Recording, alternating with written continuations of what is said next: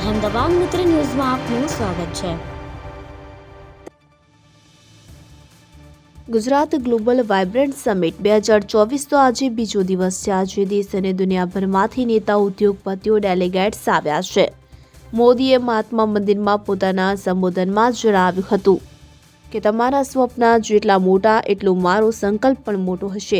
ભારતના નાગરિકો વધુ એમ્પાવર બની રહ્યા છે। વાઇબ્રન્ટ ગુજરાત સમિટ 2024માં ફોર્ચ્યુન 500માંની ગણાતી ટોપ કંપનીના વડાઓએ જેમ કે સ્ટીલ કંપનીના R Mittal executive chairman Lakshmi Mittal, Suzuki motors કોર્પોરેશનના વડા તોશિઝો સુઝુકી, ટાટા સન્સના ચેરમેન એન ચંદ્રશેખર અને માઇક્રો ટેકનોલોજીના સીઈઓ સંજય મલ્હોત્રાએ પોતાના બિઝનેસ પ્લાન જણાવતા વિશ્વાસ વ્યક્ત કર્યો હતો કે 2047 સુધીમાં ગુજરાત થકી વિકસિત ભારતનું સ્વપ્ન સાકાર કરી શકાશે। આ કંપનીઓ સાણંદ અને ધોલેરા ઇન્ડસ્ટ્રીયલ ક્લસ્ટરમાં મોટા પાયે રોકાણ કરી રહી છે અને ભવિષ્યની ટેકનોલોજી આધારિત ઉદ્યોગો જેમ કે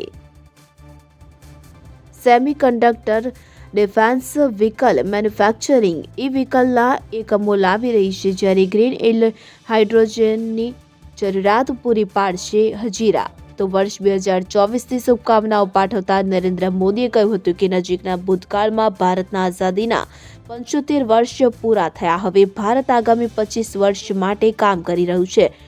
આઝાદીના 100 વર્ષ થશે ત્યારે ભારત વિકસિત દેશ હશે।